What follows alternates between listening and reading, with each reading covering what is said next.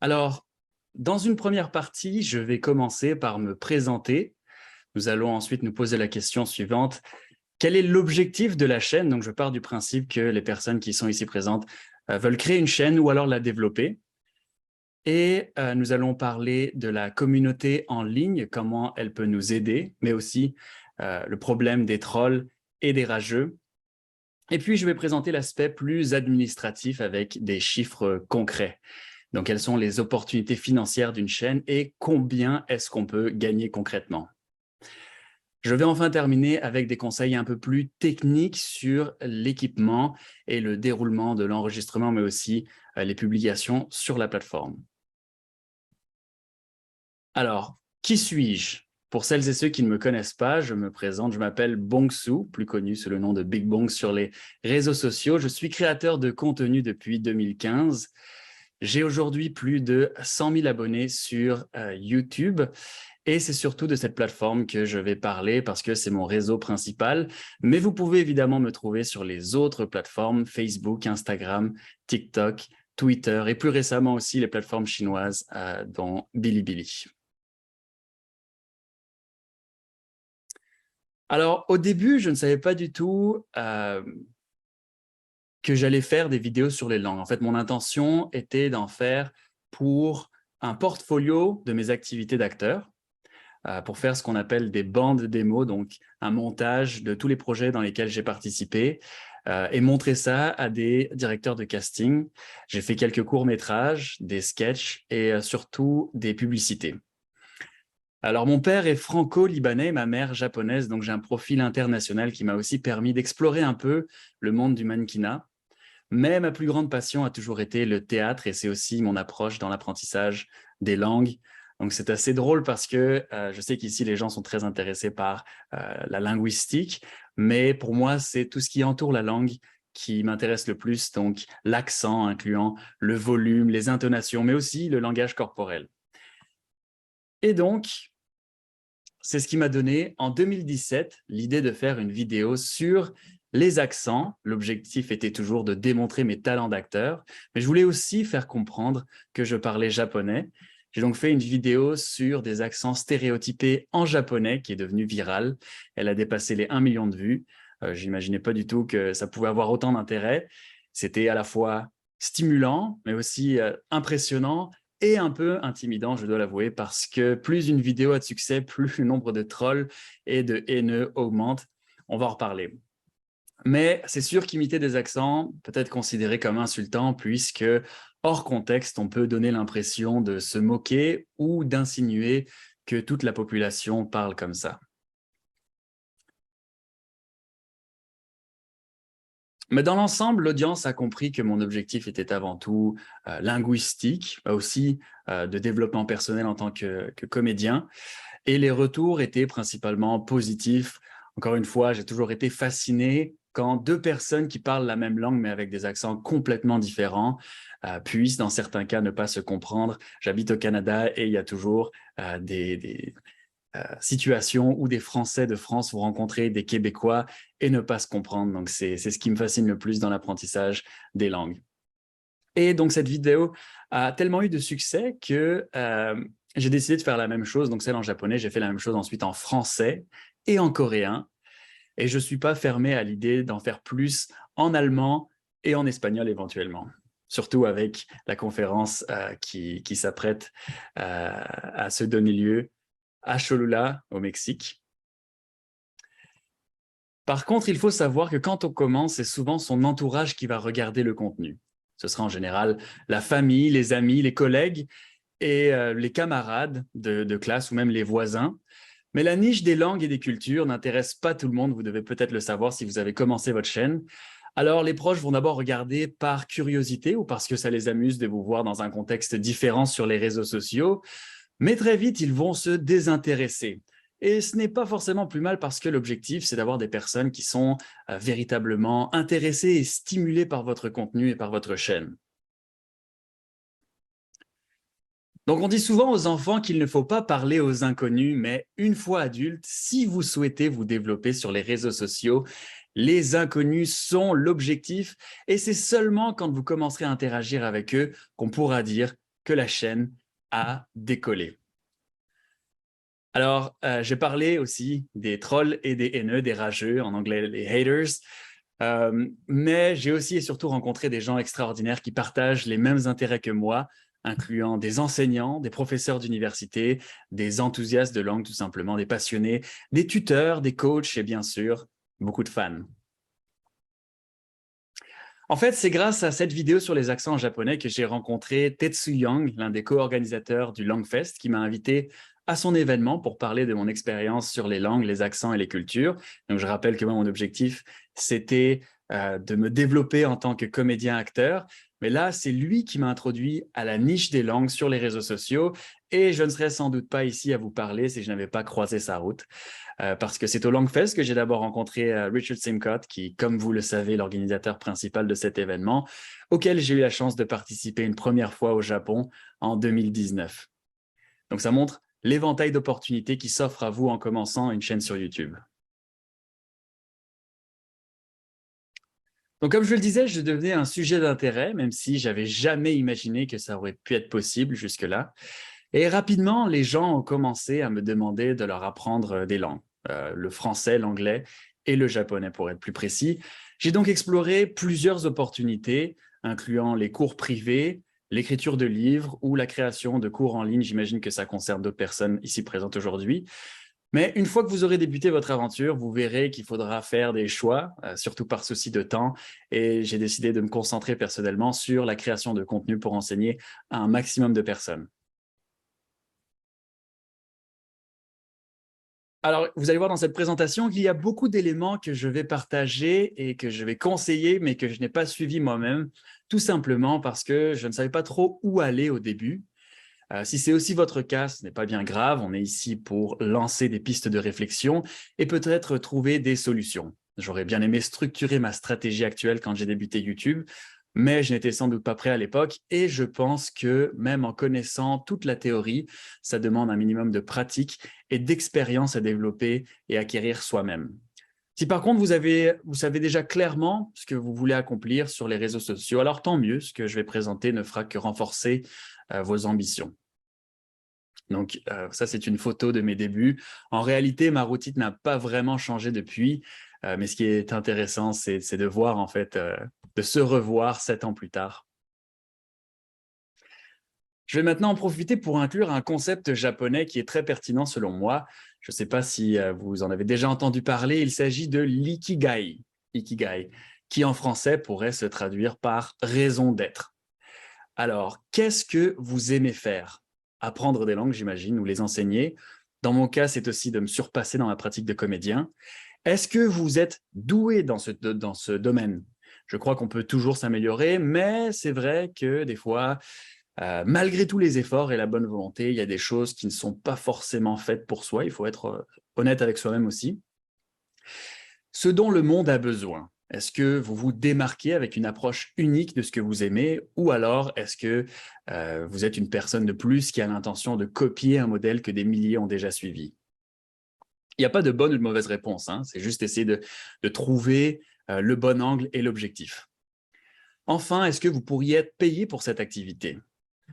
Donc, vous voyez que dans chaque domaine, en fait, les domaines s'entrecoupent les uns les autres pour donner la passion, la vocation, la mission et la profession. Et que les 4 pointes montrent aussi les faiblesses de ne satisfaire que 3 sphères sans celle qui reste. Donc, par exemple, si vous faites ce que vous aimez, que vous êtes doué et que vous êtes payé, alors vous aurez un sentiment de satisfaction, mais sans doute un sentiment d'inutilité parce que vous ne rendrez pas au monde. Si vous êtes doué, que vous êtes payé et que vous donnez au monde ce dont il a besoin, alors vous serez confortable, mais il y aura sans doute un sentiment de vide.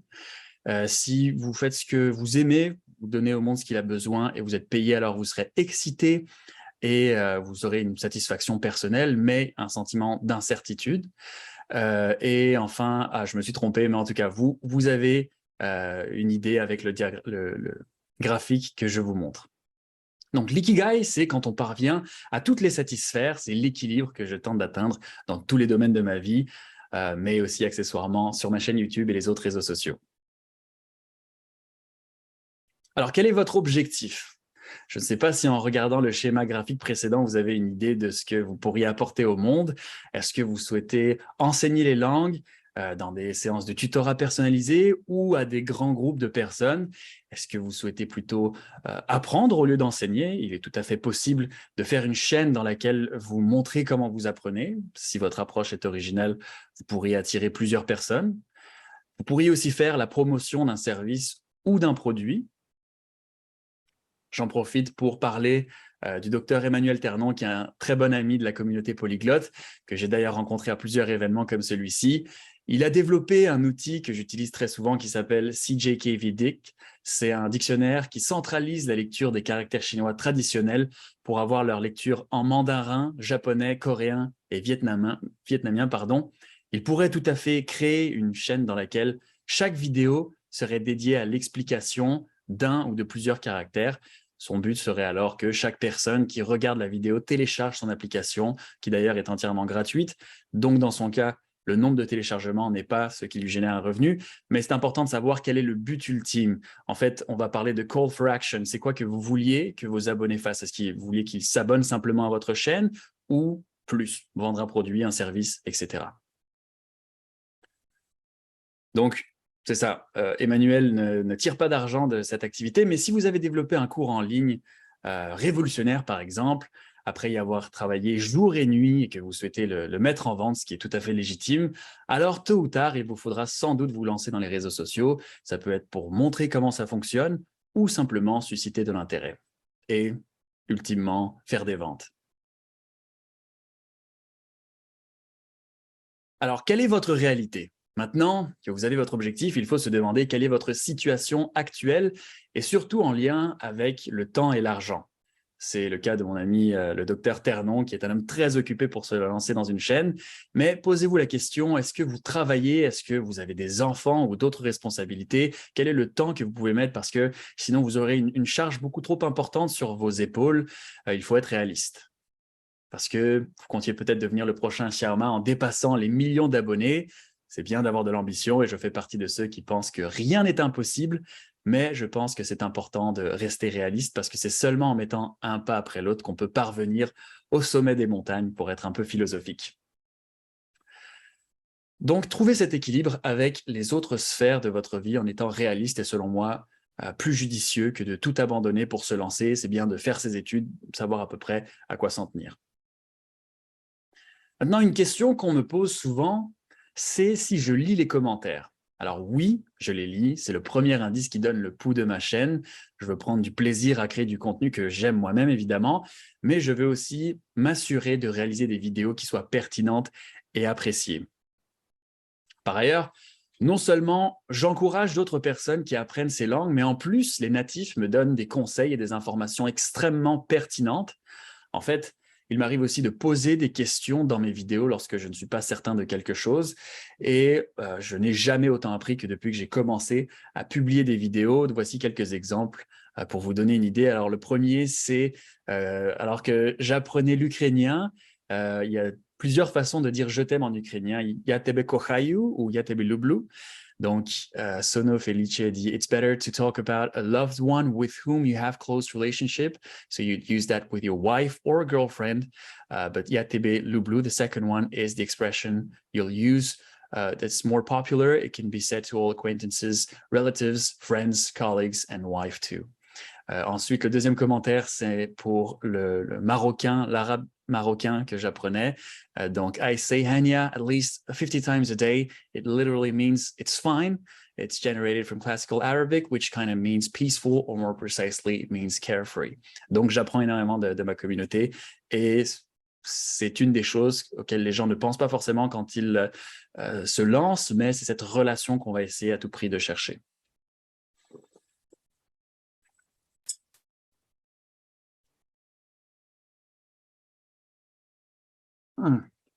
Une autre question qu'on me pose souvent, c'est si les commentaires négatifs m'affectent. Alors évidemment, je lis les commentaires, donc je vois aussi passer ceux qui sont négatifs. Comme je l'ai dit, plus on grossit, plus on est susceptible d'en être la cible. Surtout dans notre niche, quand on se met à nu en parlant des langues étrangères Il y en a évidemment qui vont faire des commentaires, des remarques déplaisantes sur l'accent ou la façon de parler. On m'a déjà dit que mon accent français ne sonnait pas entièrement natif. Donc évidemment, c'est la liberté d'expression, on ne peut rien faire contre, mais il faut comprendre que pour certains internautes, on est un personnage sur un écran, donc ils n'ont pas vraiment l'impression que leurs commentaires pourraient avoir un impact émotionnel ou psychologique. Après tout, c'est vrai que c'est un commentaire parmi des centaines d'autres. Donc la question est de savoir tout d'abord si vous êtes capable d'en prendre. C'est sûr que c'est difficile d'avoir des commentaires négatifs, surtout au début quand on pense faire la meilleure des choses en publiant des vidéos. Vous en verrez de toutes les couleurs, surtout parce qu'il y en aura des gratuits sur l'apparence physique, par exemple, contre lequel il n'y aura pas grand-chose à faire. Donc il faut quand même être solide, il faut être prêt mentalement à cette réalité-là. Par contre, si ça vous arrive, ne vous défendez surtout pas vous-même. Si vous faites du bon contenu, votre communauté s'en occupera et puis vous vous rendrez rapidement compte que c'est une spirale sans fin. Le rageux, le hater n'a rien à perdre. Vous, en revanche, vous y perdrez votre énergie et votre temps en plus de votre crédibilité. Donc, n'oubliez pas votre objectif qui est de créer du contenu et dans le pire des cas, vous pouvez toujours supprimer les commentaires indésirables. Il y a aussi un autre élément, par contre, qui me fait apprécier la contribution des haters, des rageux ou des haineux. Un des éléments qui indique aux algorithmes que votre vidéo est pertinente, c'est l'interaction. Donc, plus la vidéo aura de commentaires, plus elle sera jugée digne d'être mise en avant par la plateforme. Donc, si un rageux donne une opinion négative et que d'autres internautes de la communauté rebondissent dessus pour être d'accord ou pour vous protéger, c'est excellent. Et en fait, les commentaires, c'est comme en publicité, peu importe le bon ou le mauvais, si ça donne de la visibilité. Donc, c'est pour cette raison que je préfère avoir 60% de pouces en l'air et 40% de pouces en bas avec plein de commentaires plutôt que 99% de likes, pardon, et 3 commentaires qui me disent que je suis super, même si évidemment, sur le plan personnel, ça va me faire très plaisir.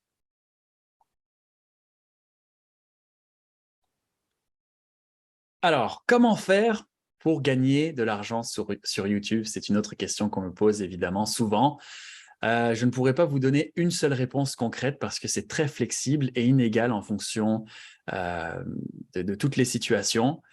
Tout d'abord, il faut faire la distinction entre les revenus publicitaires qu'on peut gagner grâce à la plateforme et puis les revenus potentiels externes comme ceux qui peuvent nous être proposés par un placement de produits, par l'intermédiaire d'un sponsor, d'entreprises privées, par la vente de produits dérivés ou le don des abonnés qui peuvent se faire sur la plateforme de récolte de fonds Patreon ou d'autres plateformes qui existent, ou par des super likes ou des super chats sur YouTube.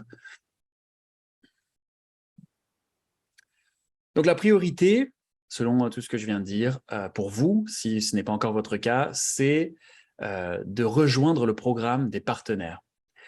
Donc, c'est à partir de ce moment-là que vous pourrez monétiser votre chaîne en incluant de la publicité sur vos vidéos. Ça peut être au début, au milieu ou à la fin. Mais la plateforme est devenue un peu plus sélective avec le temps et il faut d'abord être éligible. Donc, les critères de base sont d'avoir au moins 4000 vues et 1000 abonnés au cours des 12 derniers mois.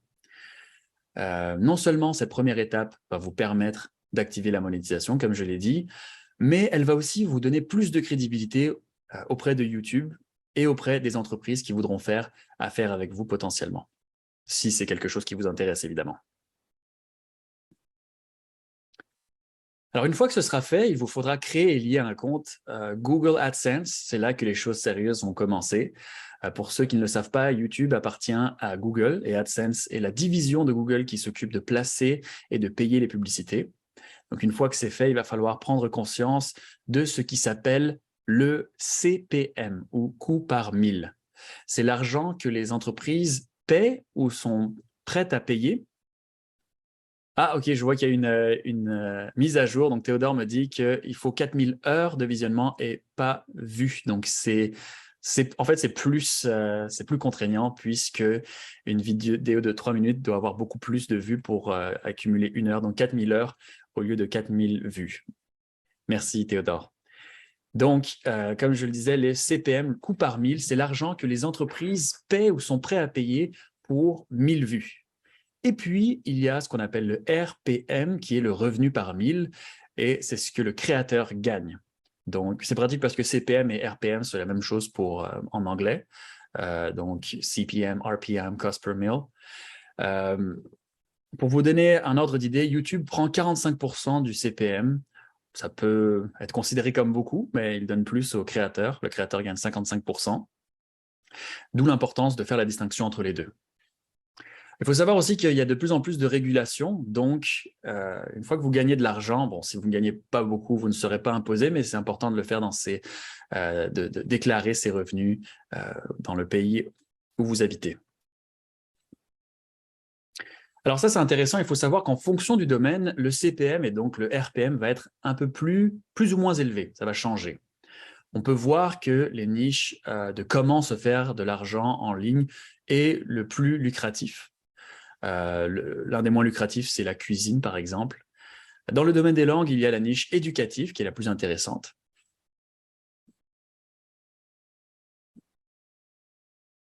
Si par contre, vous décidez de vous filmer en train d'apprendre des langues, ce sera peut-être plus dans la catégorie lifestyle, mode de vie.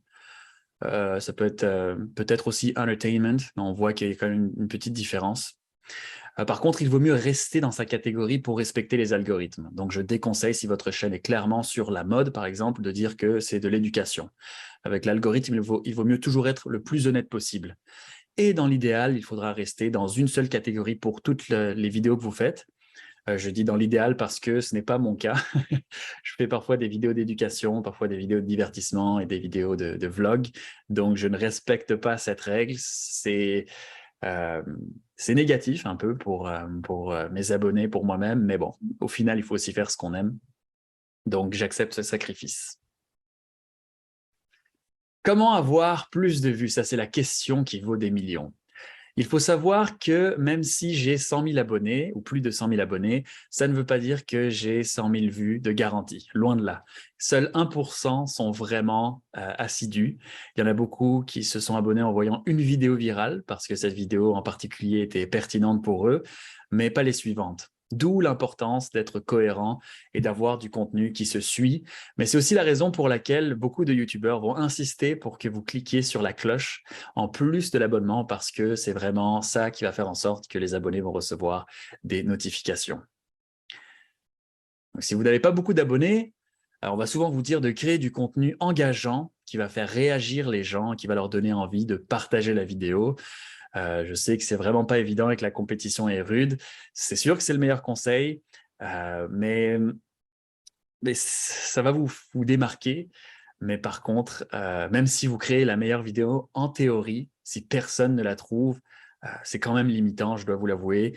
Il n'est pas impossible alors de se comporter comme une entreprise et payer des publicités pour aller chercher justement plus de visibilité. Mais attention, c'est pas garanti. J'ai certaines vidéos qui sont devenues virales sans que je mette un centime, d'autres pour lesquelles j'ai payé mais qui n'ont presque pas eu de vue. Donc, on peut l'inclure dans notre stratégie, mais c'est pas tout à fait. C'est une solution qui est aussi facile, mais bon, on peut être frustré d'avoir dépensé de l'argent quand. Il vaut mieux investir dans le contenu directement que faire confiance à des placements et à la publicité.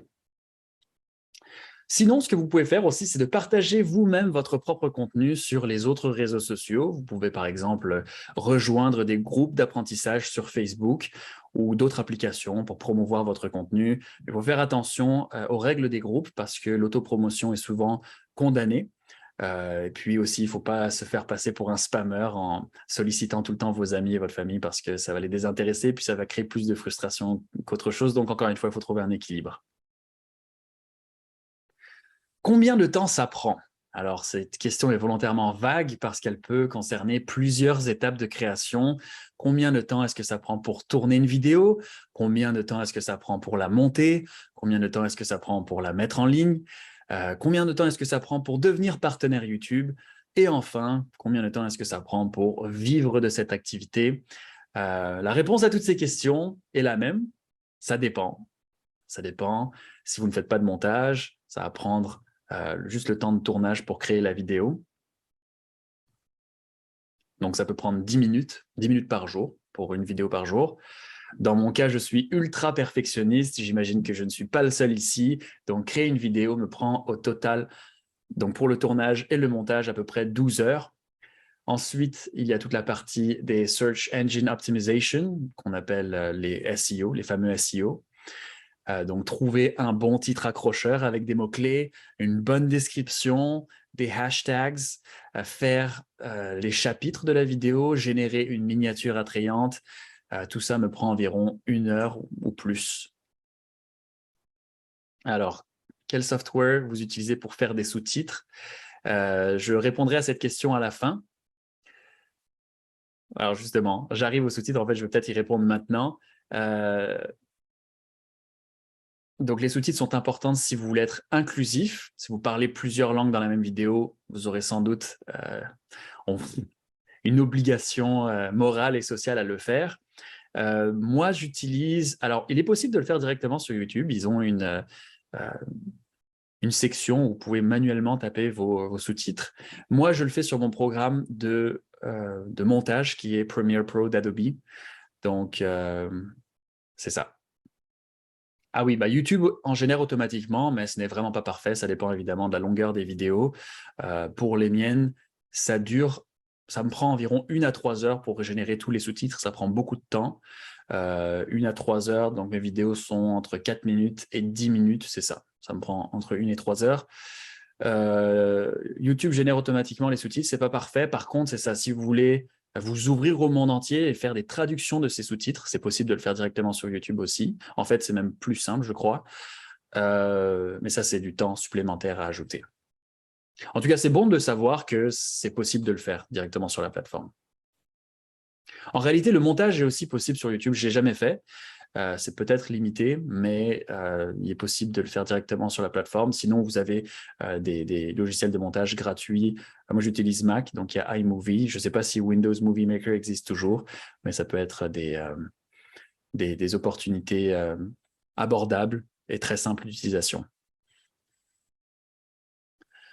En ce qui concerne le temps que ça prend pour dépasser les 100 000 abonnés et se faire de l'argent, ça dépend, encore une fois. J'ai vu des chaînes exploser, comme celle de French Mornings with Elisa, qui donne des astuces, des cours de français. Je pense qu'elle a atteint les 100 000 abonnés en moins d'1 an. Dans mon cas, ça m'a pris environ 2 ans pour recevoir mon premier paiement d'AdSense et presque 2 ans de plus pour dépasser les 100 000 abonnés, soit 4 ans en tout. Mais encore une fois, je n'ai pas suivi tous les conseils que je donne. Je n'ai pas été très assidu. Mes vidéos allaient dans tous les sens. Parfois aussi, je prenais des pauses. C'est bien d'être constant et de sortir des vidéos régulièrement. Et ce qui est de vivre de sa chaîne, je ne saurais pas le dire parce que je n'en suis pas encore là. C'est un bon chèque pour arrondir les fins de mois, ça c'est certain. Je ne crache pas sur ce que je gagne sur YouTube, mais c'est loin d'être assez pour subvenir à mes besoins et quitter mon emploi à temps plein.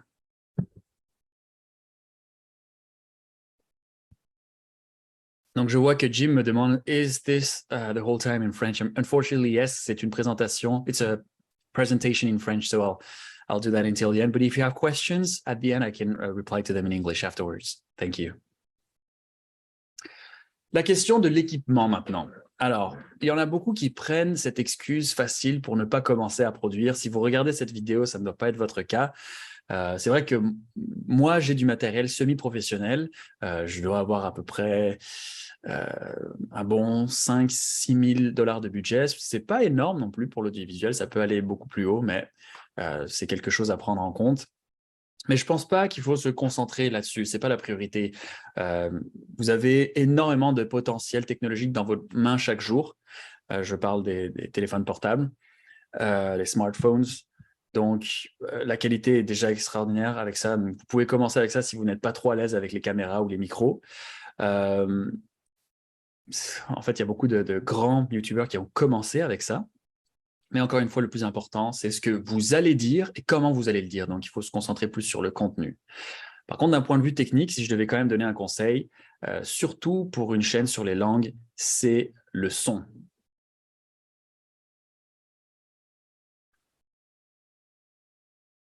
Donc, si vous avez un peu de budget et de temps, je vous conseillerais d'acheter un micro et de voir comment l'utiliser avec votre appareil photo ou votre caméra, votre téléphone. Ensuite, si vous avez déjà une caméra, j'achèterais donc la caméra, le micro, j'achèterais des lampes, que ce soit un ring light ou alors des LED. Booster la luminosité va avoir un bien meilleur effet que de tout mettre dans une caméra très très chère avec un mauvais éclairage et un mauvais son. Donc avec 200 $ de budget à peu près, un micro, des lampes, ajouter un petit 30 $ peut-être pour un trépied, vous avez déjà de quoi faire un studio à la maison.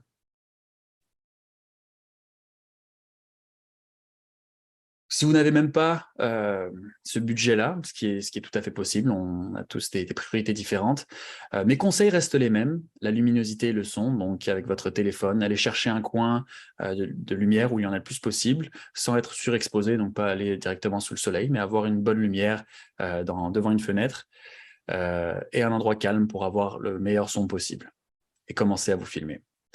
Donc, je pense avoir fait le tour de mes conseils les plus superficiels que je peux donner sur c'est ça, tous les aspects. Je vais faire un petit récapitulatif en donnant, par exemple, l'exercice que j'ai moi-même fait pour respecter mon Ikigai. Donc, ma vocation est d'enseigner sans aller trop en profondeur parce que je ne veux pas que mes abonnés sortent un stylo et un cahier à chacune de mes vidéos. Mais ça peut être votre cas, vous pouvez faire des choses beaucoup plus poussées. Il y a de la demande pour tout. Je veux aussi que mon Ikigai corresponde à ma mission qui est de divertir, de faire rire. L'humour, je pense que c'est une arme très puissante pour l'enseignement. Je veux exploiter ma passion pour le théâtre à travers l'incarnation de personnages.